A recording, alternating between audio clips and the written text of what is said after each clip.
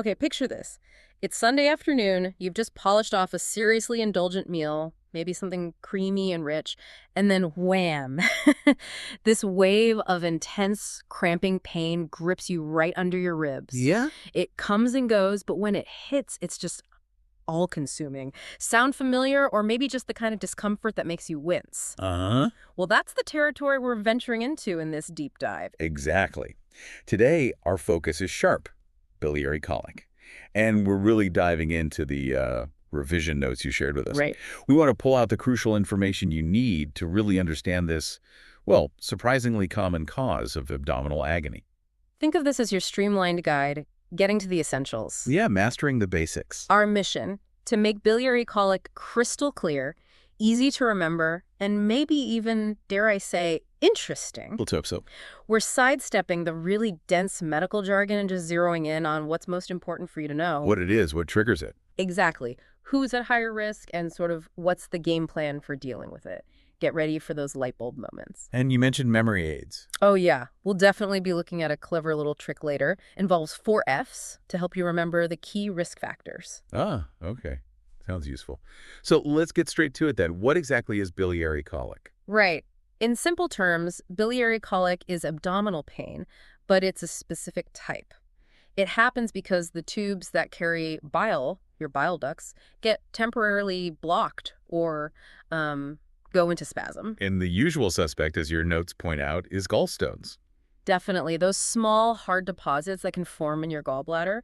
But, it's worth noting that occasionally other issues can cause similar pain. Okay. And what about the pain itself? What's it like? It's not just a dull ache, apparently. It's typically described as recurrent and really quite severe. Right. You'll often feel it in the right upper part of your abdomen, so under your ribs on the right side, or maybe in the epigastric region, which is that upper middle part of your tummy. And severe means? Well, how long does it usually last? The notes say it can stick around for anywhere from 30 minutes up to several hours. Imagine that. Wow, that's a long time for intense pain. A persistent, sharp pain that just won't quit. And something that really struck me is that it can radiate, Radiate where? to your back. Pain starting in your front and kind of shooting through sounds pretty unpleasant. Yeah, definitely. And a key trigger to remember. Ah, yes. It often flares up after you've enjoyed a meal that was high in fat. That connection to fatty meals is such a vital clue, isn't it? Totally. And your notes also mention obstructive jaundice as a potential red flag. Explain that a bit more. Well, if the blockage is bad enough that it stops bile flowing properly, it can lead to a yellow tinge in the skin and the whites of the eyes. Ah, okay. So that's a sign the blockage is pretty significant and needs proper attention. Exactly. Definitely something to watch out for. And thinking about who gets this, the notes highlight some patterns, right? Mm-hmm. It tends to affect women more often, but frequently those in their 40s. Right, the 40s. And there's also an observed link with obesity and, interestingly, a fair complexion. Okay, so now let's dig into the why. What's the primary cause? The etiology. So etiology just means the cause, right? Yep, exactly. Mm. And the notes are pretty clear on this. The main culprit is those pesky gallstones we mentioned. Right. These stones can get stuck in the bile ducts, and this blockage is what sets off the pain and inflammation. Like a traffic jam in your body's plumbing system. That's a good way to put it, a kink in the hose. And while gallstones are the main event, it's good to remember those other factors too. Like what? Well, the notes briefly mention functional disorders of the gallbladder. So the gallbladder might not squeeze and empty bile as effectively as it should. I see. And there's also something called biliary dyskinesia, which is kind of a similar issue with the movement of bile, less common, but they can also cause that typical pain. Okay, so who's most likely to find themselves dealing with this hiatus, biliary traffic jam? Let's talk risk factors. Okay, and this is where that handy mnemonic comes in, right? The 4 Fs. Exactly. Your notes list several risk factors, but some key ones are summed up nicely by fat, female, fertile, and 40. Okay, let's break that down. Fat is referring to obesity, which we mentioned. Mm-hmm. Female highlights that women are at higher risk, probably due to hormones. Hormonal factors, yeah. Fertile suggests pregnancy can increase the likelihood. That's right. And 40 reminds us it's more common as people age, often showing up around 40 and onwards. Precisely. A very memorable tool. And beyond the 4 Fs, the notes also list other important ones. Such as? Simply increasing age in general, a diet High in fat, which makes sense given the link to symptoms after fatty meals. Right. Rapid weight loss, interestingly. Also a family history of gallstones, diabetes, and even Crohn's disease. So quite a few things can up someone's chances of developing gallstones and potentially biliary colic. Yeah, it's a combination of factors often. All right, so we know what it is, who's at risk. But what's actually happening inside the body to cause that intense pain? Let's get into the pathophysiology.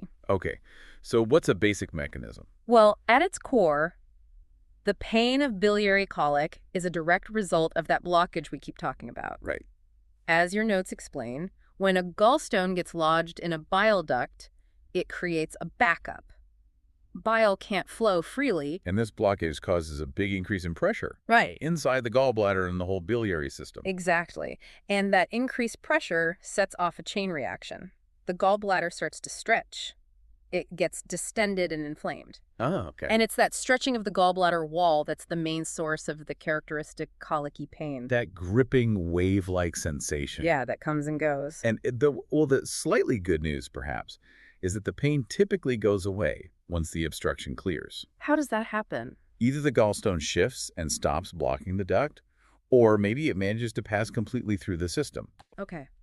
Now, because this pain can be so intense and it's in the upper abdomen, it's really important to think about other possibilities, isn't it? Absolutely.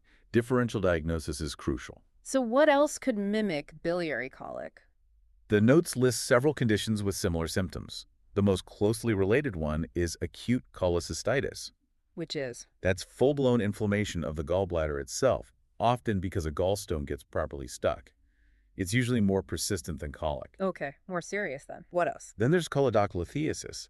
That's when gallstones have actually moved out of the gallbladder and into the main pipe, the common bile duct. Ah, okay. And it's not just gallbladder issues, is it? No, definitely not. The list also includes GERD, gastroesophageal reflux disease. That can cause upper abdominal pain too. Acid reflux, right? Yeah. Peptic ulcer disease with its stomach pain is another one to consider. And pancreatitis, inflammation of the pancreas, can also cause severe abdominal pain. So lots of possibilities. Which is why getting the right diagnosis is key, because the treatments are all quite different. Makes sense. So how common is this? Let's touch on the epidemiology in the UK. What do the notes say? They state clearly that biliary colic is a common condition here. How common are we talking? The estimated prevalence is between 10 and 20% of the UK population. Wow, 10 to 20%. That's actually quite a lot of people potentially affected. It really is. A significant number might experience this at some point. So if someone is having biliary colic, what are the typical ways it shows up? Let's revisit the clinical presentation. What would a patient usually describe? Well, the key feature, as we've said, is that severe episodic pain, usually in the right upper abdomen, the RUQ. Right. And the notes reiterate it typically lasts from about 30 minutes up to several hours per episode. And it doesn't always stay put, right? The radiation aspect. Exactly. The pain can radiate or spread to other areas, commonly the back, the right shoulder, or even between the shoulder blades. That pattern of pain must be a really helpful clue for doctors. It absolutely is. And the notes also highlight nausea and vomiting are very common alongside the pain. Right, feeling sick. Yeah. Plus, that telltale sign of intolerance to fatty foods, discomfort, or worse pain after eating greasy meals is a really strong indicator. The notes have a great summary of these features, almost like a checklist. Yeah.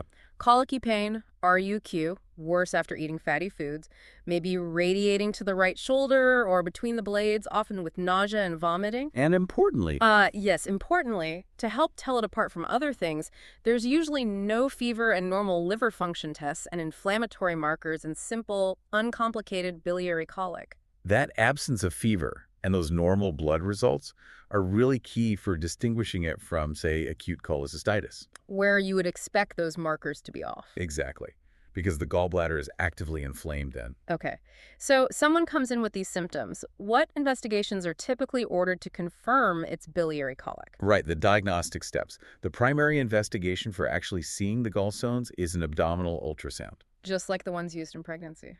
Similar technology, yeah. Yeah. It's non-invasive and usually gives a clear view of the gallbladder and any stones inside. And what about blood tests? What are they looking for? Blood tests mainly assess liver function. As Yeah. we said, they're usually normal and uncomplicated biliary colic, but they help rule out other causes of abdominal pain, especially things affecting the liver or bile ducts more directly. Okay, the notes also mention MRCP and ERCP, bit of alphabet soup there. Ah, yes. MRCP is magnetic resonance cholangiopancreatography. Okay. It's a special type of MRI scan giving detailed pictures of the bile ducts and pancreatic ducts. And ERCP. That's endoscopic retrograde cholangiopancreatography. It's more involved. A thin tube with a camera goes down, and dye is injected to see the ducts on X-rays. When would they use those? They might be considered if there's a suspicion that stones have moved into the common bile duct, or there are other more complex issues going on in the biliary tree that the ultrasound didn't clarify. Got it. So let's say the diagnosis is confirmed. How is biliary colic typically managed? Well, the initial focus is on relieving the symptoms when an attack happens. So pain relief. Exactly. The notes highlight using NSAIDs, non-steroidal anti-inflammatory drugs, as a key way to manage that acute pain. And besides popping pills, lifestyle changes are important too. Definitely. The notes strongly recommend dietary changes. Which means Avoiding those high-fat foods that we know can trigger episodes. That's a crucial step in trying to prevent more pain. and what if it keeps happening or it's really severe? Then surgery might be on the cards. That's where cholecystectomy comes in. Which is removing the gallbladder. That's right. The notes mention that elective laparoscopic cholecystectomy keyhole surgery is usually the preferred option. Less invasive. Yeah. And interestingly, they also add a statistic. In about 15% of patients having their gallbladder out, stones are actually found in the common bile duct during or after the op. And that matters because Because, as we discussed, those stones can cause obstructive jaundice or other problems and might need further treatment, maybe an ERCP. Right, makes sense. So looking ahead, what's the typical course? What's the prognosis for someone with biliary colic? Well, the notes indicate that individual episodes, the attacks of pain, usually resolve on their own within a few hours. Okay, that's something.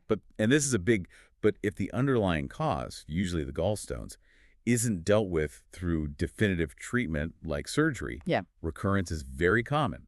The pain is likely to come back. And there are risks if it's just left untreated. Absolutely. The notes caution there's a real risk of complications. Okay, so let's talk about those potential complications. Right. What can go wrong if biliary colic isn't managed effectively? The notes list several potential issues. One big one is progression to acute cholecystitis. The persistent inflammation we mentioned? Exactly. Potentially with infection. Another is cholelithiasis, stones getting stuck in the common bile duct. Leading to jaundice. Jaundice, or even cholangitis, which is a serious infection of the bile ducts themselves. And are there other serious gallstone-related problems? Yes, definitely. Biliary pancreatitis is another major one. That's where a gallstone blocks the opening, where the pancreatic duct joins the bile duct, causing inflammation of the pancreas. Very serious. And of course, as we just mentioned regarding prognosis, the recurrent episodes of biliary colic themselves, even without these major complications, can really impact someone's quality of life because the pain is so unpredictable and severe. Right. So just to wrap this up then, we've really covered a lot of ground on biliary colic today, all based on those excellent revision notes you provided. The key things for you, the listener, to remember are it's abdominal pain from a temporary bile duct blockage, usually gallstones. Leading to that recurrent severe pain, especially after fatty foods. Don't forget those 4 Fs for risk factors, fat, female, fertile, 40. Chronic. And while single episodes often pass, the high chance of it coming back and the risk of serious complications mean getting a proper diagnosis and management plan is really important. And that brings up a really crucial point for you listening. Yeah. If you, or maybe someone you know, experiences this kind of recurrent, intense abdominal pain, understanding what might be going on, like biliary colic, is that first step towards getting the right medical advice and care. Absolutely crucial. And if you're keen to explore this topic further, or maybe you need more resources for your own revision, definitely check out MSRA.com. And freemsra.com as well. Both are fantastic platforms packed with valuable information to support your studies. They really are great resources. We genuinely hope this deep dive has given you a much clearer and hopefully memorable understanding of biliary colic. Yeah, hopefully demystified it a bit. Until our next exploration, keep digging deeper and keep learning.